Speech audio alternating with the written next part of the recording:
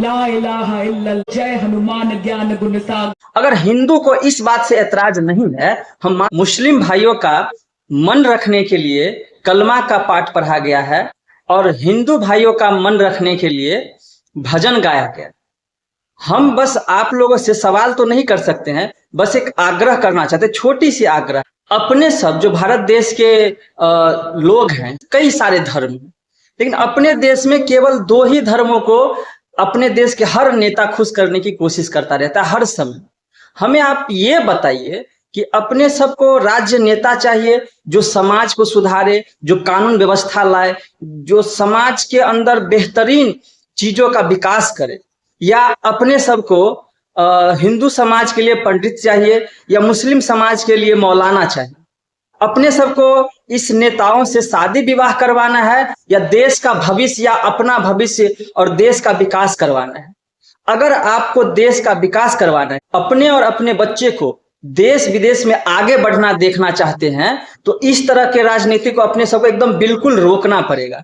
क्योंकि इस तरह की जो राजनीति है ना, कि आपके लिए एक पक्ष को खुश करने के लिए कलमा पढ़ दिया जाए और दूसरे पक्ष को खुश करने के लिए भक्ति भजन गा दिया जाए, तो इस तरह के जब तक नेता रहेंगे और समाज में जब तक इस तरह के लोग रहेंगे कि हमें खुश करने के लिए, समाज को खुश करने के लिए उन्हें कलमा पढ़ने की जरूरत है, उन्हें भजन गाने की जरूरत है, उन्हें हनुमान चालीसा पढ़ने की जरूरत है, तो ऐसे नेता देश का कभी भी विकास नहीं करेगा। आपके और आपके बच्चे और हम और हमारे बच्चे जीवन भर ऐसी दरिद्रकी में जीते रहे। नेता तो धीरे धीरे दिन प्रतिदिन करोड़ों संपत्ति बनाते जा रहे हैं, उनके बच्चे विदेश, America, London, Saudi Arabia, New York, कहां कहां देश विदेश में पढ़ाई करते हैं, और अपने सब जीवन भर भारत देश में घिसटते फिरते हैं। चुनाव जब किसी भी देश में होता है ना, तो उस देश की जो इकोनॉमी है, उस देश के लोगों का जो ग्रोथ है, उस देश के लोगों का जो विकास है, हेल्थ सेक्टर है या इंफ्रास्ट्रक्चर है, रोड की जो व्यवस्था है, उसके लिए हम लोग नेता को चुनते हैं, न कि मौलाना चुनने के लिए और न कि हम पंडित चुनने के। पंडित तो हम लोग बांट ही रखे हैं ना, धर्म तो इतना बांट ही रखे हैं, हिंदू, मुस्लिम, सिख, सिखाई, जादव, तेली, धोबी, चमार, दुसाध, मुसर। भारत देश में तो धर्म और जाति की तो कमी नहीं है, चाहे आप किसी भी मजहब में देखिए।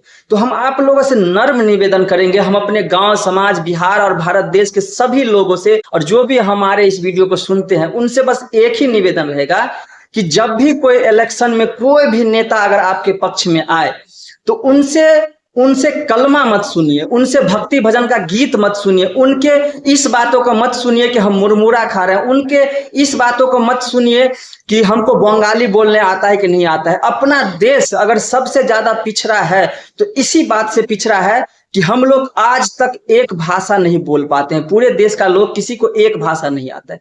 जरूरी नहीं कि हिंदी आए, कि मैथिली आए, कि उर्दू आए, कि आपको बंगाली आ रहा हो, कि तमिल आ रहा हो या पंजाबी, किसी भी, मतलब अपने देश में तो इतना भाषा है कि अपने सब गिनते गिनते मर जाएंगे तब भी भाषा को गिन नहीं पाएंगे। अपितु केवल बिहार में ही देखिए ना, इतने तरह के आपको भाषा मिल जाएंगे ना, हिंदी, भोजपुरी, मैथिली, मगही, पता नहीं कई प्रकार के। देश आगे बढ़े कि देश में ऐसे लीडर आए कि वो कलमा पढ़ के ना सुनाए, वो हमें भक्ति भजन गीत गाकर ना सुनाए, हमें बताए कि हम देश को कैसे आगे लेकर के चलेंगे। हमें ये बताए कि बिहार में जो 80 साल आजादी का हो गया भारत देश का, और आज भी बाढ़ ग्रस्त एरिया आज तक ठीक नहीं हो पाया। 80 साल में अगर एक एक बच्चा भी अगर नदी नाला बनाते रहे बिहार का, तो 80 साल में वो कितने सारे नदी नाला को समंदर में जाके मिला देता। कोई भी नेता अगर कलमा भजन पढ़ता है तो समझिए वो अपने गुंडई, अपनी बदमाशी, अपनी माफियागिरी छुपा रहा है, अपने कानून व्यवस्था जो लाचार है उसका, जो पूरे देश को बेच खाने की कोशिश है, उसे छुपा रहा है। इस पे सोच, इसीलिए और नेता भी देखते बस 2 ही धर्म का ज्यादातर नाम लेता है, क्योंकि ये 2 ही धर्म हमें लगता है ज्यादा पॉपुलेशन, और हमें लगता है, आप बुरा मत मानिएगा, ये 2 ही धर्म हमें लगता है कि मूर्ख है, और नेता हम लोगों को मूर्ख समझता है और मूर्ख बनाते हैं। आप क्षमा करिएगा हमारे इस कटु वचन के, लेकिन हमें अंदर से इतना दुख होता है ना। आम आदमी से दर्द को पूछेगा ना कि उनके जीवन में क्या बीतता है, तब आपको पता चलेगा। नहीं तो इस तरह के राजनीति होता है कि आप कलमा पढ़ रहे हैं, रामायण पढ़ रहे हैं। आप ये बताइए ना कि देश में कैसे विकास होगा। आप लोग जागरूक होइए। आप लोग जब भी ऐसा नारा लगने लगे ना, ला इलाहा इल्लल्लाह मुहम्मदुर रसूलुल्लाह, इस तरह के नारा लगने लगे, या अल्लाह अकबर का नारा लगने लगे, या जय हनुमान ज्ञान गुण सागर, जय कपिस्ती लोक उजागर, अगर ऐसा हनुमान चालीसा पढ़ने, आप उस पर उसी समय एक्शन लीजिए, वहीं से जूता चप्पल निकाल के फेंकिए। हमें क्या चुनना चाहिए? मौलाना निकाह करवाने के लिए या पंडित विवाह शादी हवन करवाने के लिए। इलेक्शन में तो हमें देश के प्रमुख ऐसे दिमाग को रखना चाहिए जो देश को जल्दी से जल्दी आगे लेकर जाए। और इतने जो पॉल्यूशन, इतने जो हादसा, इतने जो मर्डर हो रहे हैं, चाहे वो मणिपुर में हो या चाहे झारखंड में हो या कहीं भी हो, बिहार, उड़ीसा, दिल्ली, अभी दिल्ली में सुने होंगे कि बिहार के एक नौजवान को गोली मारकर हत्या कर दी। आप लोगों से नर्म निवेदन है, आप लोग प्लीज, और आपसे एक और रिक्वेस्ट रहेगी, इस वीडियो को ज्यादा से ज्यादा शेयर कीजिए कि आज के बाद कभी भी कोई भी इलेक्शन हो तो इस तरह का हमको प्रचार नहीं चाहिए। हमको चंदन टीका इससे मतलब नहीं है। एजुकेटेड पर्सन या एजुकेटेड नहीं भी है ना, दृढ़ संकल्प हो उनके अंदर कि हमें ये बदलना है देश को, हमें अच्छी व्यवस्था लानी। ऐसा नहीं है कि कलेक्टर, इंजीनियर, डॉक्टर रहने के बाद ही देश को बदला जा सकता है, लेकिन उनके अंदर ये विचार हो कि हमें देश बदलना हो, ना कि मछली खाना है, कि मुर्गा खाना है, कि अंडा खाना है, कि गाय मांस जो भी खाना है।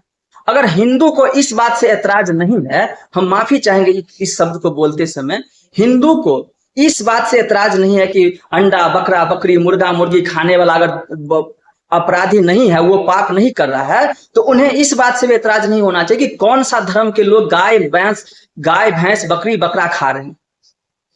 क्योंकि जानवर सभी जानवर है, आदमी तो इंसान को मार के खा जा रहे हैं। तो अपने अंदर इंसानियत जगाइए, बस अच्छे चीज को आप खाने की प्रयास करेंगे, साग सब्जी, मटर पनीर, दूध दही मक्खन, मीट मछली, अंडा मुर्गा मुर्गी, बकरा बकरी, गाय भैंस आप लोग कुछ नहीं खाएंगे।